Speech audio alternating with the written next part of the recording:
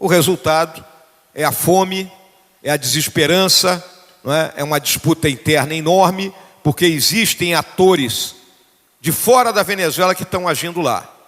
Já citei o caso da Rússia e principalmente a questão de Cuba.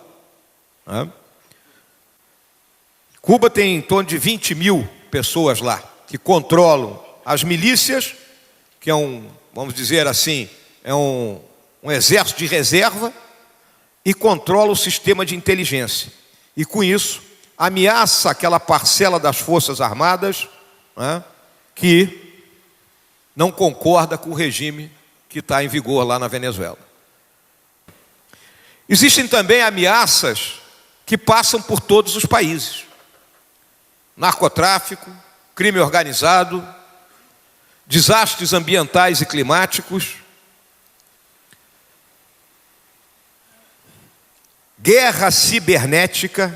Tivemos aqui um exemplo claro da guerra cibernética com essa questão dos vazamentos aí do Intercept, o colapso dos sistemas de informação pelo acúmulo de dados e guerras que estão ocorrendo mundo afora. Temos guerras na África Central, temos guerra no Oriente Médio, temos guerra na Ucrânia, Índia e Paquistão continuam a se estranhar lá pela região da Caxemira, e temos uma guerra ao narcotráfico sendo travada praticamente em todos os países do mundo. Existem dívidas. O mundo tem muita dívida. São números aí incalculáveis. E a isso está acontecendo o quê? O que está acontecendo hoje na economia mundial? Temos taxa de juros negativas e inflação lá embaixo. É aquilo que alguns dos economistas chamam de japanização. O Japão vem sofrendo isso há algum tempo, e isso vem se alastrando. Os países da Europa não conseguem mais crescer a taxas que gostariam de crescer. Seria aquilo que o Adam Smith chamava de estado estacionário. Teriam chegado a esse nível. A China também tem alguma dificuldade para manter a sua produção industrial nos níveis que ela necessita. E isso está inquietando aos bancos centrais no mundo inteiro. Esse panorama nos afeta. E afeta aqui a nossa América do Sul. A nossa América do Sul, hoje o que nós visualizamos? Número 1, a questão da Venezuela. Senhoras e senhores, tem conhecimento perfeito disso aí, o que passa na Venezuela, um regime que resolveu se autodenominar de socialismo do século XXI, ou bolivarianismo. Ele usou os instrumentos da democracia para tomar de assalto as instituições do Estado, ao mesmo tempo promoveu uma deterioração da cadeia de produção, a economia foi para níveis baixíssimos, um país muito atrelado à produção de petróleo, sucateou seu próprio parque de produção, e ao mesmo tempo os preços do petróleo, que tinham atingido níveis de $120 o barril, caíram pela metade. O resultado é a fome, é a desesperança, é uma disputa interna enorme, porque existem atores de fora da Venezuela que estão agindo lá. Já citei o caso da Rússia e principalmente a questão de Cuba. Cuba tem em torno de 20 mil pessoas lá, que controlam as milícias, que é vamos dizer assim, é um exército de reserva, e controla o sistema de inteligência. E com isso, ameaça aquela parcela das Forças Armadas que não concorda com o regime que está em vigor lá na Venezuela. Compete à comunidade internacional, por meio das pressões econômicas e diplomáticas, buscar uma saída, para que os próprios venezuelanos, por meio de eleições, consigam renovar o seu país e iniciar um processo de reconstrução.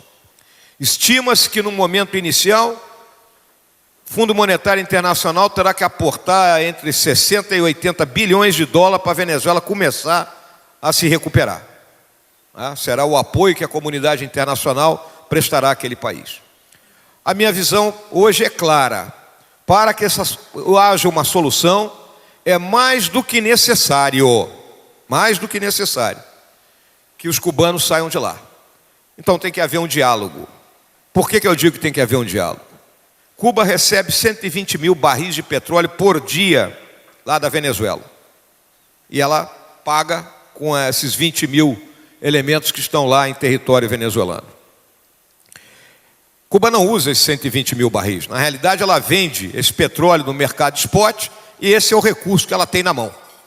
Então alguém terá que chegar para os cubanos e dizer, olha, vocês vão continuar a receber os seus 120 mil barris de petróleo, mas tirem a sua turma de lá. Então eu acho que o grande líder para estabelecer esse diálogo tem que ser os Estados Unidos da América ou então a Organização das Nações Unidas. Aqui na América do Sul também nós temos o problema de termos os maiores produtores de droga como vizinhos. Colômbia, Peru e Bolívia são os grandes produtores da cocaína, que ela entra no nosso território, seja para consumo aqui no Brasil, seja para ser exportada em trânsito para os dois grandes mercados, que são a Europa e os Estados Unidos. E isso gera essa guerra do narcotráfico que nós vivemos aqui no nosso país. É importante que a gente preste atenção que o consumo e tráfico de drogas tem em tudo que é lugar. O camarada que é viciado, se ele chegar lá em Paris, ele vai comprar a droga dele, mas não vai ter um cara de fuzil vendendo essa droga. E aqui é uma disputa de território, uma disputa pela cadeia logística que leva essa droga para o mercado externo. Então nós temos que fazer um trabalho conjunto, não adianta só o Brasil trabalhar.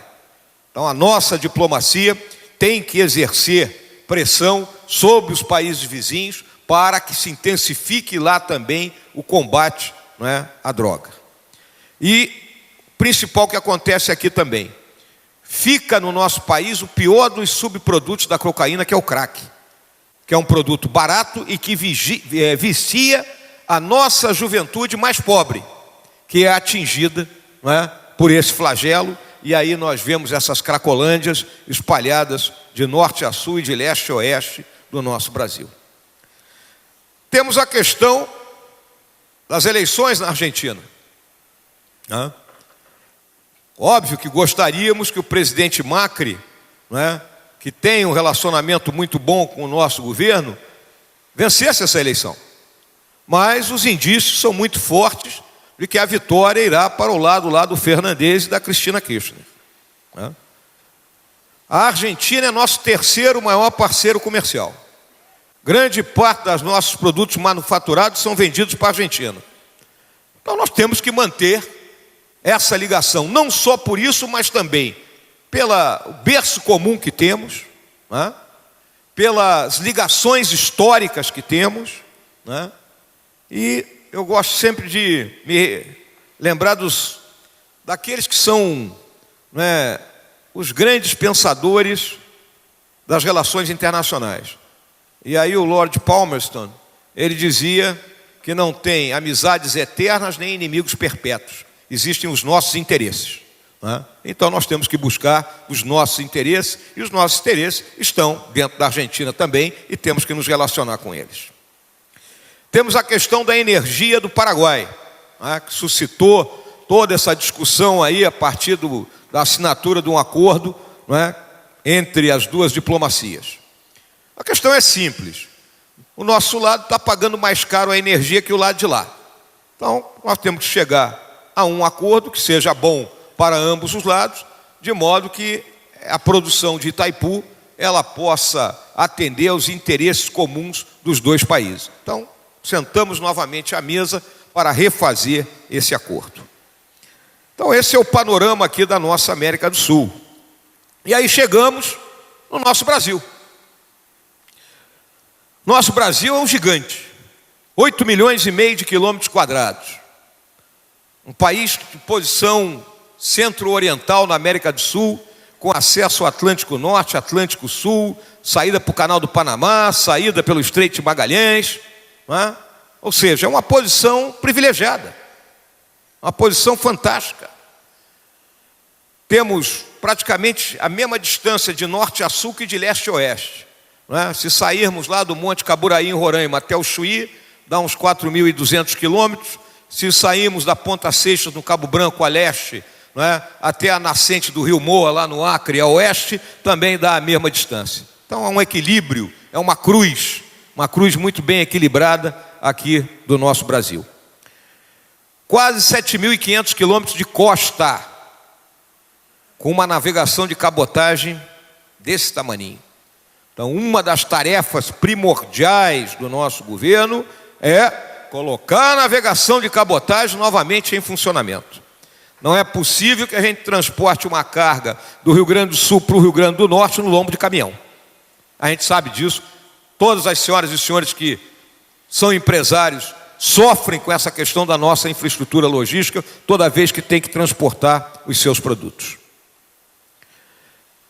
Quase 17.000 quilômetros de fronteira terrestre com 10 países diferentes.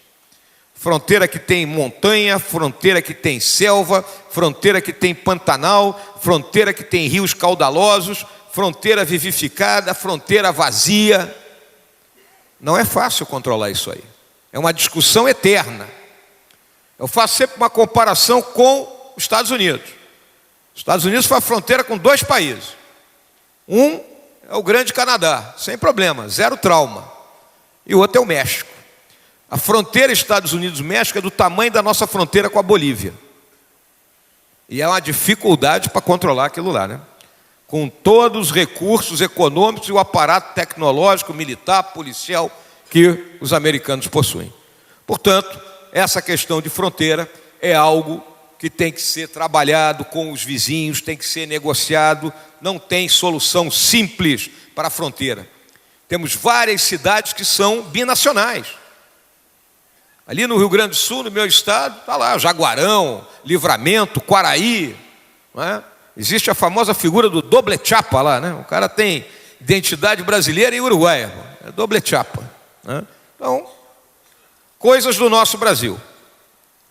O nosso Brasil enfrenta aí uma crise inicial aí que foi política e policial, né? Aí o Paulo Guedes tem aquela expressão dele, né? A associação entre políticos, criaturas saídas do pântano político, como ele diz, e piratas privados, não é? Deu esse enredo que passou pelo Mensalão, entrou pelo Petrolão e outros tantos aí que vão sendo descobertos. A justiça vem fazendo o seu trabalho. Com a rapidez que nós queríamos, com a precisão que nós queríamos? Não. Mas levou uma grande onda de indignação na sociedade, houve uma mudança radical dentro do nosso legislativo. Todas as empresas que foram flagradas nessa situação fizeram seus acordos, estão pagando o que tem que pagar. E aí uma coisa que eu digo, não podemos demonizar eternamente as empresas que embarcaram nessa onda. Isso ataca muito as nossas grandes empresas de infraestrutura. E nós temos uma engenharia que nós podemos nos orgulhar da nossa engenharia. Então, pagou a sua conta, pagou o seu débito, quem tem que estar preso, está preso, está preso. Então vamos voltar a trabalhar. Vamos botar no jogo novamente, botar esse pessoal para funcionar. A crise de valores, né? Ligada a essa questão da revolução tecnológica, né? Essa questão de costumes. Hoje tudo é selfie, tudo é live, né? Todo mundo se expõe altamente, né? Há uma mudança na forma da sociedade pensar, e isso, obviamente, né, leva a um choque. Mas é uma questão de acomodação. As mudanças na sociedade elas foram acontecendo ao longo do tempo, né? E isso é cíclico. Há momentos de maior liberdade, momentos de menos liberdade, momentos de pensamento mais aberto, momentos de pensamento mais conservador, né? Mas isso faz parte, né, da evolução da nossa espécie. Não precisamos ficar discutindo, né, coisas que são, na minha visão, são totalmente secundárias, como ideologia de gênero, né? Outro fato claro é o seguinte, e aqui estão várias mulheres, né? A ascensão da mulher no mercado de trabalho foi igual à chegada da China no mercado mundial, pô. Chegaram com tudo, né? Lideram em várias áreas. Está aqui a Ângela, pô, né? Eu, quando vou... Nós aqui, alunos mais antigos do Colégio Militar, somos do tempo que o colégio era um sindicato de meninos, né? Agora estão as meninas. E cada colégio que você vai, quem é coronel, aluno, comandante? É uma menina, que obviamente vai entrar na universidade em melhores condições e vai ser uma líder na área de trabalho que ela escolher. Então é uma realidade do mundo de hoje, né? E isso leva também a uma nova estrutura das famílias, aquilo que eu falei no começo aqui. A sociedade de consumo exige muito da família hoje. É muito bem que a família tem que ter, para prover, ou é aula de inglês, aula de natação, é uma porção de gastos que antes não existia, né? E hoje é diferente. Então, tanto o homem como a mulher, eles estão no mercado de trabalho. E todos nós temos que entender isso e aplaudir a presença feminina, que ela muda, muitas vezes, a nossa forma de ver o mundo, tá? É importantíssimo isso aí. E aí a crise econômica, né? A crise econômica, como se dizia no meu tempo de colégio militar, tem nome, número e turma, né? Então, ela é um pacote que nos foi deixado pelo segundo governo do Lula e pela dona Dilma, né? E como é que foi formado esse pacote? A gente sempre lembra, num primeiro momento, os nossos gastos públicos foram financiados pelo aumento dos impostos. Os nossos impostos ali nos anos 80 estavam na faixa de 25% do PIB. Hoje estão em 33% e asfixiam a todos nós. Eu vou tocar mais à frente aí nessa questão tributária. Quando bateu no teto, não dá mais para cobrar imposto dessa turma, o que o pessoal resolveu fazer? Resolveu fazer dívida, né, para colocar o gasto público ainda funcionando a todo vapor. Mas essa dívida foi muito mal feita. Só por uma instância se pegou 500 bilhões de reais, se botou no BNDES, esses 500 bilhões captados a 13%, e o BNDES emprestando para aqueles chamados campeões nacionais a meia dúzia. Essa diferença está sendo paga por nós. Cada um de nós está pagando essa diferença. E não recebemos nada em troca. O dinheiro sumiu, quantidade enorme de obras inacabadas, fruto daquele trio que eu falei no começo da minha apresentação, da má gestão, da corrupção e da incompetência, né? Isso aí terminou por levar a presidente Dilma a um impeachment, né? Assume o presidente Temer já numa situação fiscal complicada, apertado na situação fiscal, né? Governo é igual a casa da gente. Se a gente gasta mais do que ganha, a gente entra no cheque especial, detona o cartão de crédito e por último vai para o agiota. O país é a mesma coisa, nós estamos no agiota, né? Pagando aí 400 bilhões de reais por ano de juro. É um plano Marshall por ano de juro que nós estamos pagando. Bom, aí o que fez a equipe do presidente Temer? A emenda do teto de gasto. Já havia a lei de responsabilidade fiscal que limitava os custos, mas fez a emenda do teto de gasto. O que é a emenda do teto de gasto ou o chamado novo regime fiscal? Senhoras e senhores, o orçamento é uma pizza, com suas várias fatias, né? Fatia do pagamento pessoal, dos benefícios da Previdência, da saúde, da educação, etc. e tal. Essa pizza grande, ela aumenta de acordo com a inflação do ano anterior. Então, o orçamento que vai ir para o ano que vem, 2020, é o deste ano, acrescido da inflação, entre julho de 18 e junho de 19. Então, vamos botar que essa inflação é 4. Então, a pizza como um todo aumenta 4. Mas tem uma fatia ali que aumenta muito mais, que é a do pagamento de pessoal por acordos que foram feitos no passado, é o pagamento dos benefícios previdenciários e outros benefícios. E aí ela espreme as demais. E onde é que vai terminar essa conta? Porque nós temos saúde e educação como obrigatórias. Eu lembro que de cada R$ 100 que o governo arrecada, 96 estão comprometidos com essas despesas obrigatórias, pagamento de pessoal, saúde, educação, etc. e tal. Vai comprimir os gastos discricionários, que é onde está o custeio da máquina pública e principalmente o quê? O investimento que o Estado pode colocar na economia. Então nós estamos hoje no 6º ano no vermelho, não é? O déficit previsto para esse ano é de 139 bilhões de reais, com um orçamento que tinha sido calculado para um crescimento de 2,5%, nós não estamos crescendo isso, não é? Ou seja, estamos arrecadando menos. Então nós tínhamos aí em torno de 114 bilhões para investimento e custeio, contingenciamos 30, estamos com 84 bilhões e com dificuldade para fechar o ano.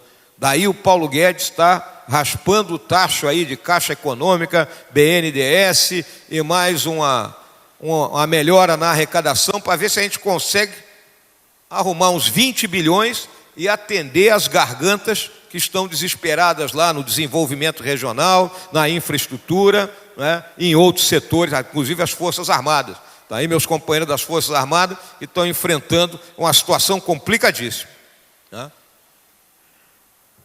É o nosso dever, né? E aí eu vou tocar mais adiante aqui nisso aí.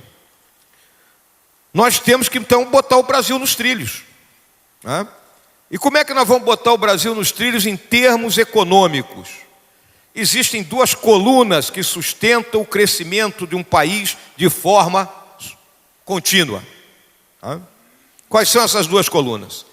É o ajuste fiscal, ou seja, o equilíbrio entre receita e despesa, e a produtividade. Porque isso é algo também importantíssimo que a gente sempre tem que conversar com as pessoas, né? Como é que a gente tem aumento de salário?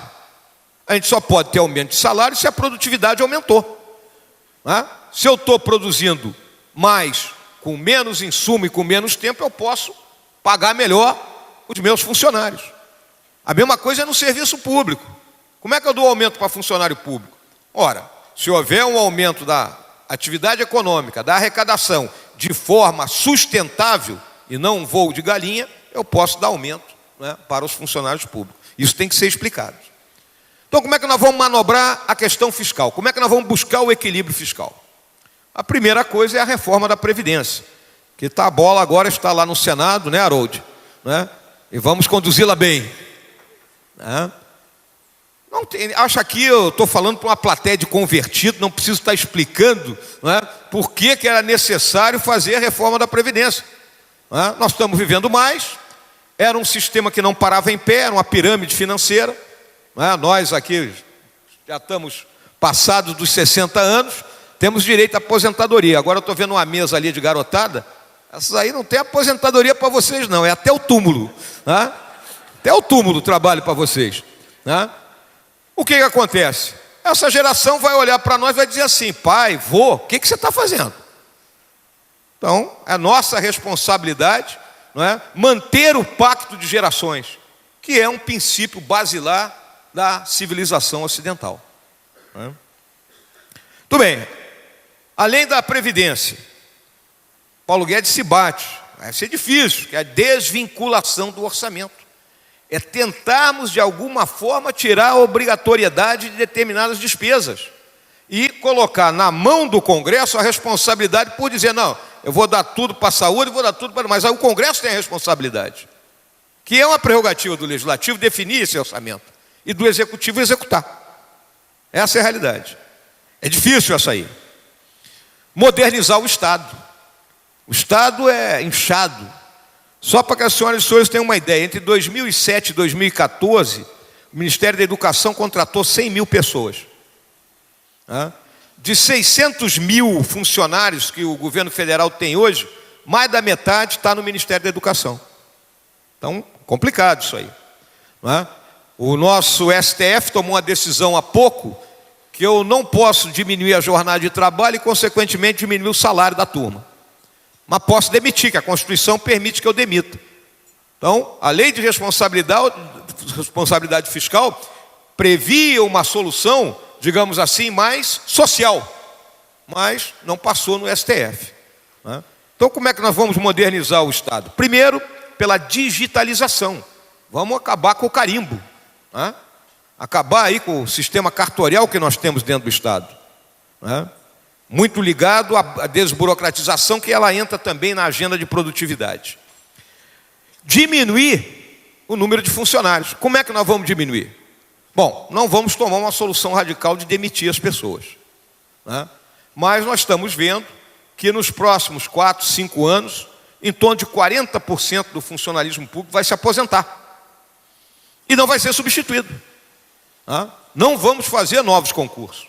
Vamos remanejar o que puder ser remanejado, né? Tem áreas com bastante gente, tem áreas ociosas, né? Isso vai necessitar apoio do Congresso, por causa de problema de plano de carreira, etc. e tal, né? Mas é uma solução que nós temos que buscar. Então é uma solução, digamos assim, menos traumática para quem está no serviço público. E óbvio, a gestão profissional, né, extinguindo a enorme quantidade de cargos em comissão que havia e que no final das contas não eram bem utilizados. Então isso é a nossa luta para equilibrar as contas públicas. O horizonte é 3 a 4 anos para gerar o déficit. Tem horizontes mais, digamos assim, mais felizes, né? Mas eu prefiro ser um pouco mais conservador nesse cálculo. Também temos que privatizar. A privatização entra nesse pacote, né? A venda dos ativos que o Estado tem vai amortecer esse custo e, ao mesmo tempo, nós vamos deixar de estar gastando com empresas que são ineficientes. É a missão do Salim Matar, né? Já existe um catálogo inicial de empresas, não é fácil, vai passar também pelo Congresso essa discussão, né? Autorização para a venda de determinadas empresas, mas nós temos que levar essa discussão à frente, né? O Estado não tem mais condições de ser um Estado empreendedor. E a produtividade? A nossa produtividade é baixíssima, as senhoras e senhores sabem disso. O aumento da produtividade no Brasil nos últimos 40 anos foi de 0,2%. Tá? Nós tivemos um aumento extraordinário entre 1950 e 80. Mas mais pelo ingresso de força de trabalho no mercado, que era o nosso boom demográfico, gente nova chegando no mercado todo ano, e o tipo de trabalho da época era um trabalho de alta intensidade em força de trabalho, né? Mas de lá para cá nós viemos encolhendo e diminuindo a produtividade. E aí, por que essa produtividade nossa é baixa? Ela começa pela questão da infraestrutura. A nossa infraestrutura parou no tempo. Então, temos que trabalhar nas concessões. O Estado não tem recurso para investir. Lembra que eu falei aqui que o nosso recurso de investimento está pouquinho. Então nós temos que atrair o parceiro privado para que ele ou construa a ferrovia que nós precisamos construir. Então está aí os nossos companheiros chineses, com todo o seu know-how, né, para a construção de ferrovias. São mais do que bem-vindos para trabalharem conosco, né? Agora, nós temos que dar garantia para o privado. Ele tem que saber que cada dólar que ele investir aqui, ou cada real que ele investir aqui, ele vai receber o correspondente de lucro mais adiante. Em vez de ele ter esse dinheiro parado a juros negativos, que hoje o mundo está parado e é juro negativo, a pessoa simplesmente está com aquele dinheiro lá por uma segurança, nada mais do que isso. Ele vem ao Brasil. O Brasil está cheio de oferta. Então nós temos rodovias, portos, hidrovias, ferrovias, né, para destravar esse nosso gargalo logístico, né? Fazer realmente uma intermodalidade entre os diferentes módulos de transporte, né? De modo que caminhão anda no máximo 400 quilômetros, mais do que isso é antieconômico, né? Escoar a nossa safra em melhores condições, para que ela chegue aos portos intacta, com mais rapidez, e possa chegar aos compradores, né, também com mais velocidade. Então temos que conceder. É o grande trabalho do ministro Tarcísio.